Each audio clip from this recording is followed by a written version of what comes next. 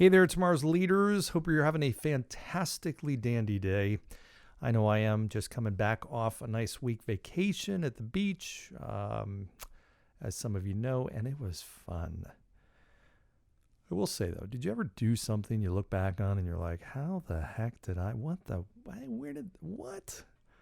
I know you've had those types of moments. I had one of these, and I'll tell you a quick story before we get going. So I was playing a game, very highly recommend this game. I was playing on the beach with my son and my brother-in-law.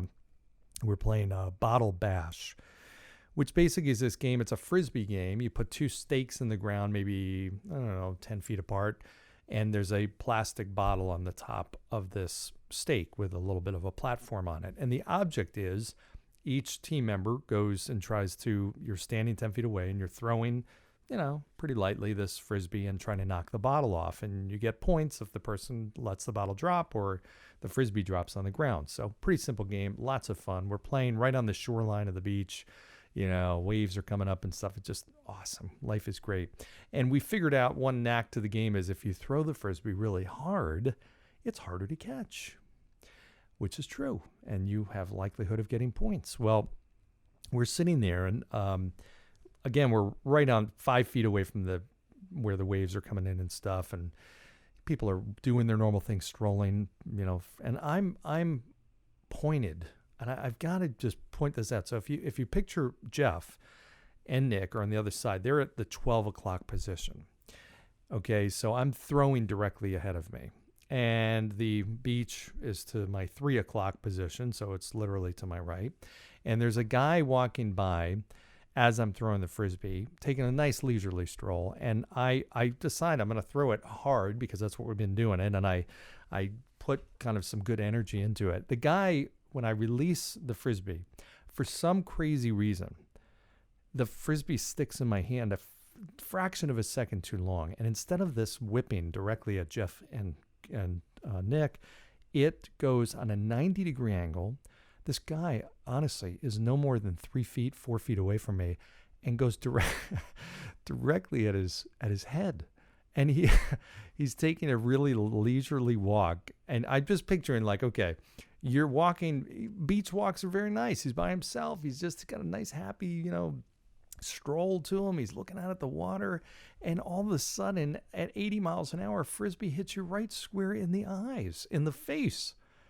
And I'm like, oh my gosh, I'm like, so sorry. Are you okay? This guy turned out to be the nicest guy.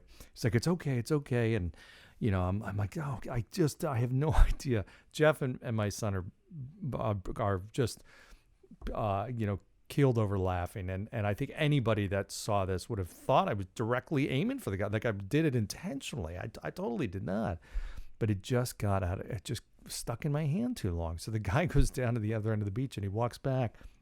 I see him again, 20 minutes later, 15 minutes later. I'm like, I am so sorry. Now I'm looking at this guy and he is bleeding. His nose, he's got a little drop of blood, and I broke his glasses. I mean, the nicest guy. He's like, "Am I bleeding anywhere?" I said, "You are. I'm sorry, man.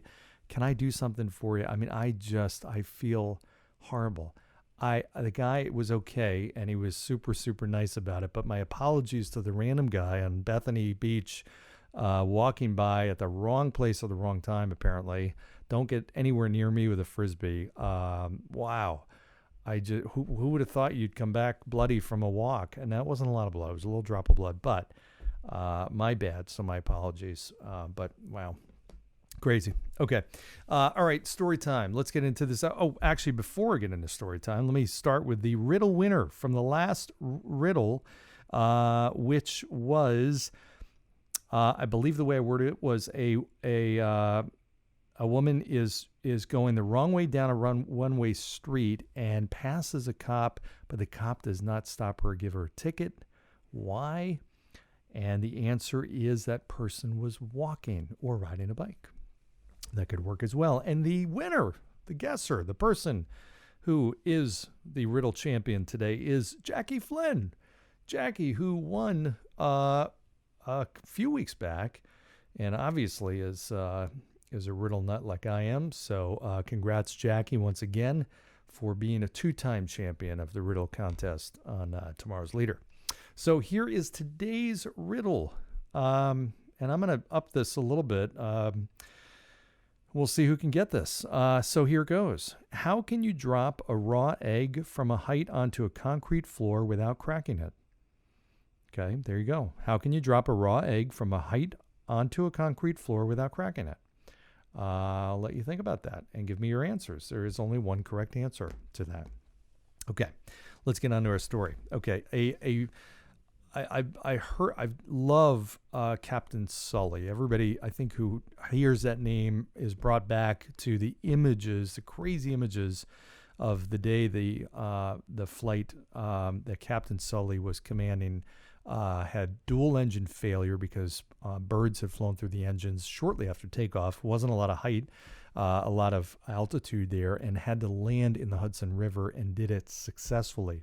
Unbelievable. Saved hundreds of lives in doing that so expertly. And they were interviewing him afterwards, and I remember him talking about, he said, I realized in that period of time, every second is critical. And he said, I had one chance to make an announcement to everybody.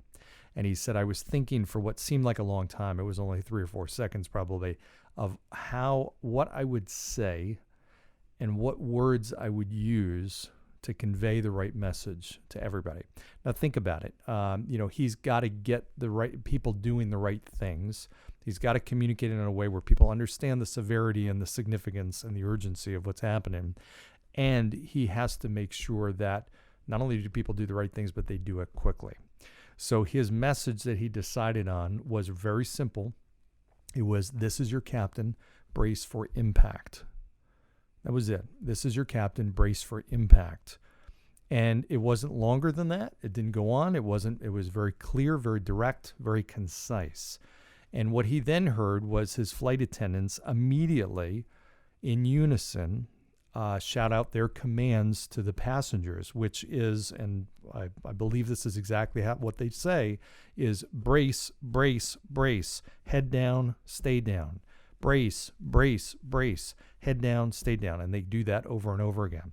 And he heard that happening, and he said, those simple words that he used, that communication was so clear, concise, and impactful that it ultimately got everybody into the right mode of action so quickly. In unison, the whole team came together and did exactly what they needed to do. Had he said something different or elongated or less clear or less direct, it might have taken a few extra seconds for that to happen, or it might not have happened at all the right way, the way it should have. So the key thing was, they're flying, it's 21 degrees out. This was not 70-degree weather. The air temperature was 21 degrees. The water temperature was 38 degrees. Part of this was, this needed to go precisely perfectly. And people truly needed to brace for impact and be able to get out quickly. So part of that is bracing so that they were not in a position where they were rendered unconscious or anything like that. So this was critical to their survival. So what's interesting about this, and these are 4 quick takeaways and lessons that I was reminded of with communicating when you're in need of communicating with impact. And mistakes are made all the time where messages are not clear or they just do not get the action or response that you're looking for. One is, I'm always amazed at how many times people elongate something that doesn't need to be elongated. So the first question is, can you shorten the message? Can you say what you're trying to say in fewer words or fewer sentences or fewer paragraphs or whatever? Can you say something in 3 words that might otherwise be 30 words? That 3-word sentence is going to be more impactful and probably get more responsiveness than that 30-word. Oftentimes I find there's so much redundancy in communication. People will say something, then they'll say it again a slightly different way, then they'll say it again a slightly different way. When in reality, just say it right the first time, short and sweet. If I get a long email that's paragraph after paragraph after paragraph, I don't want to read it. It's very time consuming and tough, and I scan it if anything. So what I find is a short email, a short message, in his case, a short announcement, will oftentimes be received better, faster, and lead to faster action. Number 2 is ask yourself, what is the desired action? What do I want people to do? And has my message, has it been clear? In his case, it certainly was brace for impact. But oftentimes we want something, we want a certain action, but our message is really not clearly saying that. Are you being candid enough? So think about number 2 is, what is the desired action that I want people to take? If there is an action for them to take, what is it? If I want them to think a certain way or feel a certain way, great, think about that too. But if there's an action step, what is it? Am I clearly communicating that in my message? Third one is that word there, clarity. Is my message confusing in the way I'm saying it? Am I beating around the bush? Am I not being crystal clear with what the problem is, or what the situation is, or what I'm looking for, or what help I need, or whatever the case may be, or the state of what's going on? Am I being too complicated and confusing and unclear with how I'm communicating? Is there a way to make it clearer? Sometimes you have to ask somebody, hey, was that clear? What did you get from my message? Okay, that's number 3. And here's number 4. Does my message express the right level of urgency or importance?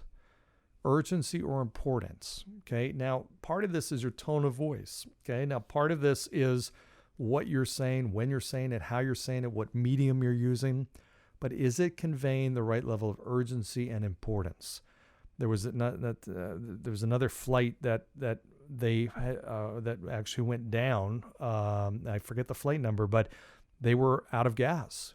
They were running out of gas, but their communication was not clear enough and significant enough. They would have parted the seas, parted the airways for this person to land this plane had they realized how severe the problem was. They just didn't communicate how severe it was, and lives were lost in that situation. So bottom line is communication with impact means those 4 things. Can I make it shorter?